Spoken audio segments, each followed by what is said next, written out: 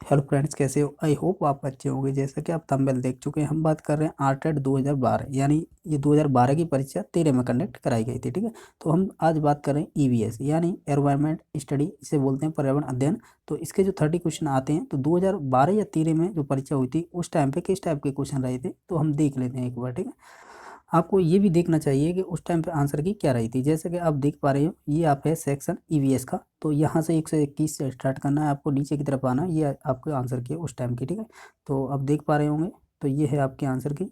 ठीक है, तो चलो क्वेश्चन देख लेते हैं किस टाइप के रहे थे।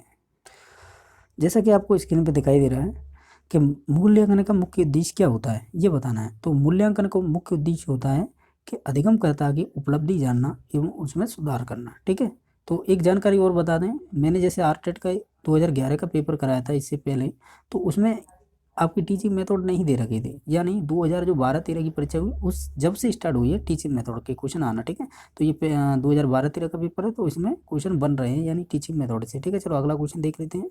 आपका अगला क्वेश्चन क्या था? अगला क्वेश्चन था कि निम्नलिखित में से या निम्न में से कौन सी क्रिया विज्ञान शिक्षण में पाठ से गामी है, तो ये बताना है। तो वो है विज्ञान क्लब। ठीक है, बाकी ऑप्शन नहीं होंगे। ठीक है, चलो अगला क्वेश्चन देख लेते हैं। आपका अगला क्वेश्चन बना था कि पानी में अशुद्धि दही दही से मक्खन, सॉरी मैं दोबारा क्वेश्चन पढ़ देता हूँ। पानी में से अशुद्धि दही से मक्खन, गेहूं से छोटे कंकर आदि को अलग करने की क्रिया को क्या कहते हैं, तो वो कहते हैं पृथक्करण। ठीक है, तो ये आपको मालूम होगा। ठीक है, इसे सेपरेशन भी बोल देते हैं इंग्लिश में। अगला देख लेते हैं।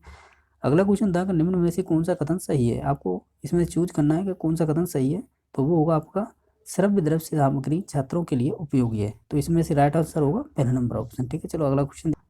आपका अगला क्वेश्चन था कि परीक्षण की वास्तविक रचना से पूर्व उसकी प्रारंभिक जांच कर लेनी चाहिए। इस प्रकार इस प्रारंभिक जांच को क्या कहते हैं, तो ये पहली बार ऐसा क्वेश्चन आया था जिसे बोलते हैं पायल स्टडी। ठीक है, तो ये ध्यान देने की बात है, ये अच्छा क्वेश्चन है जो ईवीएस वालों के लिए, क्योंकि ऐसा क्वेश्चन हमने पहली बार देखा है इस टाइप का। ठीक है, चलो अगला देख लेते हैं कि अगला क्वेश्चन था कि निम्नलिखित में से कौन सा राज्य देश राजस्थान के जैसलमेर, बीकानेर तथा श्री गंगानगर जिलों में लगा हुआ है, तो ये बताना कौन सा राज्य है वो।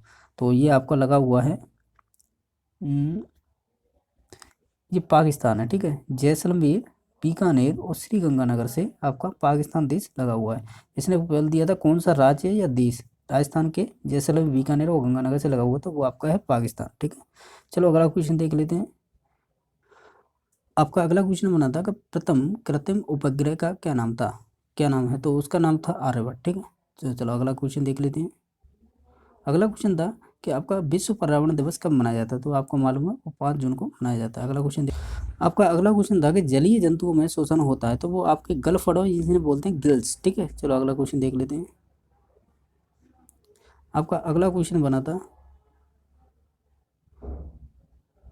ये आपका क्वेश्चन है, तो ये कह रहा है कि राष्ट्रीय झंडे के बारे में निम्न में से कौन सा कथनों का सावधानी पूर्वक अवलोकन कीजिए। यानी ये कह रहा है राष्ट्रीय झंडे के बारे में निम्न कथनों में से सावधानी पूर्वक अवलोकन कीजिए। तो हमें इसमें से ये 4 कथन दिए हैं और नीचे बताना है कि उपरोक्त कथनों के बारे में निम्न में से सत्य है वो बताना है। ठीक है, तो हमें सत्य बताना है इसमें। ठीक है, देख लेते हैं।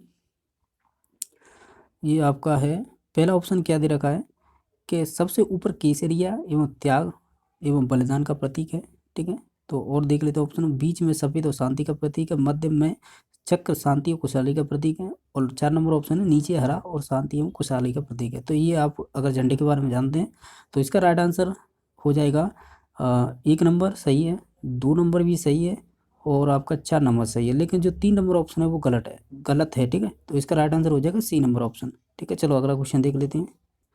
अगला क्वेश्चन है कि वातावरण के अनुरूप पौधों एवं जंतुओं में पाए जाने वाले शारीरिक लक्षणों को कहते हैं, तो वो हम कहते हैं अनुकूलन। ठीक है, जो प्रकृति के अनुसार अपने आप को बदल ले वही होता है अनुकूलन, या जिसे बोल देते हैं दूसरी भाषा में विकास। ठीक है, चलो अगला देख लेते हैं। अगला क्वेश्चन रहा था कि हमारे राज्य पक्षी अभ्यारण्य किस जिले में स्थित है, तो ये बताना है। ठीक है, तो आप बखूबी जानते हैं इसे, ये हो जाएगा आपका राइट आंसर भरतपुर, जिसे घना पक्षी विहार भी बोल देते हैं, यहीं पे स्थित है। ठीक है, चलो अगला देख लेते हैं कि निम्न में से कौन सा कथन वायु के संबंध में सही नहीं है, तो हमें गलत बताना है इसमें से। ठीक है, तो वो होगा वायु में रंग होता है, जबकि वायु रंगहीन और गंधहीन प्लस स्वादहीन होती है, जिसका कोई कलर नहीं होता। ठीक है, चलो अगला देख लेते हैं।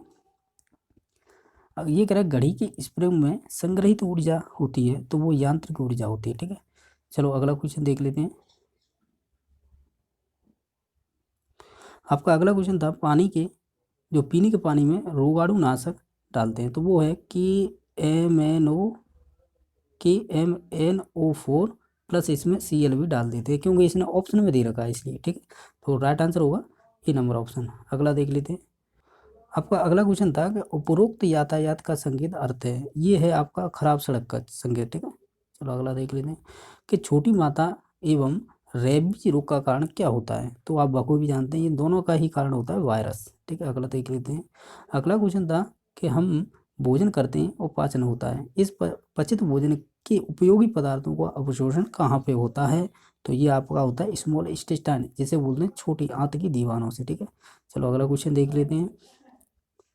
आपका अगला क्वेश्चन था कि पौधे प्रकाश संश्लेषण द्वारा भोजन बनाते हैं, प्रकाश संश्लेषण की क्रिया में निम्न में आवश्यक होता है, तो देखो कार्बन डाइऑक्साइड होती है, जल भी जरूरी है, सूर्य का प्रकाश और पर्णहरित यानी क्लोरोफिल होना भी जरूरी है, यानी ऑप्शन नंबर सी संतुष्ट कर रहा है क्वेश्चन को, तो ऑप्शन राइट हो जाएगा सी। अगला देख लेते हैं कि मानव शरीर का सामान्य तापमान होता है, ये बताना है, तो देखो इसमें दे रखा है 37 डिग्री सेल्सियस, तो यही राइट आंसर हो जाएगा, ठीक है। अगर ये फ़ारेनहाइट में पूछता है तो 96.6 फ़ारेनहाइट होता है, ठीक है। तो ये भी ध्यान देने की बात है। अगला देख लेते हैं। आपका अगला क्वेश्चन था कि उदयपुर तथा भीलवाड़ा जिले में मिलने वाली खनिजों के नाम बताइए, तो पहला ही ऑप्शन हो जाएगा जिसमें जस्ता, सीसा, चांदी और तांबा पाया जाता है। आपका अगला क्वेश्चन है कि राजस्थान के किस जिले में पेट्रोलियम निकलता है, तो ये आप बखूबी जानते हैं, ये आपके बाड़मेर में निकलता है, ठीक है। चलो अगला देख लेते हैं क्वेश्चन। आपका अगला क्वेश्चन था कि चंद्र ग्रहण होता है कब होता है, ये चंद्र ग्रहण जब होगा जब जो पृथ्वी है वो सूर्य और चंद्रमा के बीच में आ जाएगी, ठीक है। तो अगला क्वेश्चन देख लेते हैं। इसका तो राइट आंसर यही ऑप्शन होगा कि हमारा जो राष्ट्रीय पशु क्या है, तो ये बताना है, तो हम जानते हैं बाघ है हमारा राष्ट्रीय पशु, ठीक है। चलो अगला क्वेश्चन देख लेते हैं। ये कह रहा है सूर्य नगरी के नाम से किसे जाना जाता है, या सूर्य नगरी किसका नाम है, तो वो आपकी जोधपुर का, ठीक है। चलो अगला देख लेते हैं। अगला क्वेश्चन था जो आपका अगला क्वेश्चन था कि निम्न में से कौन सा कथन सही है, तो हमें सही चूज करना है, तो वो 3 नंबर ऑप्शन को देखो, दहेज तथा बाल श्रम सामाजिक बुराइयां हैं, तो यही ऑप्शन है जो हमें सही लग रहा है, तो ऑप्शन राइट हो जाएगा सी। अगला देख लेते हैं कि मानव शरीर हड्डियों का ढांचा मात्र रह जाता है, इसका कारण है, तो वो है आपका लंबे समय तक आप तंबाकू का सेवन करते हो या ग्रहण करते हो, तो ये आपका शरीर हड्डियों या हड्डियों का ढांचा मात्र रह जाता है, यानी सूखापन हो जाता है शरीर में, ठीक है। चलो अगला देख लेते हैं।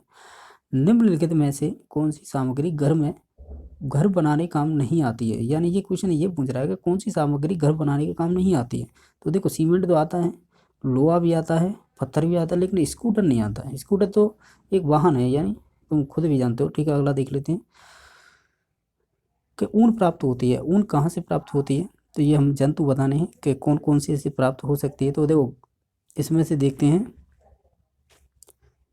आपके ध्यान से देखो, तो ऑप्शन नंबर 1 को देखो, भेड़ है, ऊँट है, एवं याक बालों से प्राप्त होती है, ये शायद मेरे ये आरबीएस की बुक कक्षा 6 में दे रखा है ये चैप्टर, ठीक है, ऊन वाला रेशम, तो वहाँ से ये क्वेश्चन बन गया है। चलो अगला देख लेते हैं। बंदर, शेर तथा चूहे के क्रमशः घर कौन कौन से हैं, तो ये बताना। देखो बंदर की बात करें तो पेड़ों पर रहता है, शेर की बात करें तो ये गुफा में रहता है, और चूहे की बात करें तो ये बिल में रहता है, ठीक है। तो इसका right answer C number option. इस टाइप हमने ये जो भी 30 क्वेश्चन आए थे हमने सोल्व कर लिए, ठीक है। वीडियो अच्छा लगता है तो चैनल को सब्सक्राइब करना बिल्कुल ना भूलना, ठीक है। वीडियो देखने के लिए धन्यवाद।